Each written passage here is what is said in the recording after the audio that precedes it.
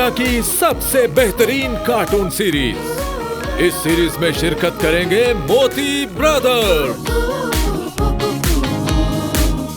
हमारी बेहतरीन अदाकारा भेड़ इस सीरीज में नन्ही का किरदार अदा करेंगी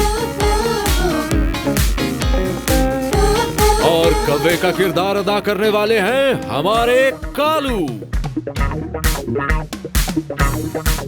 और सुरों का बादशाह मुर्गा कुकू।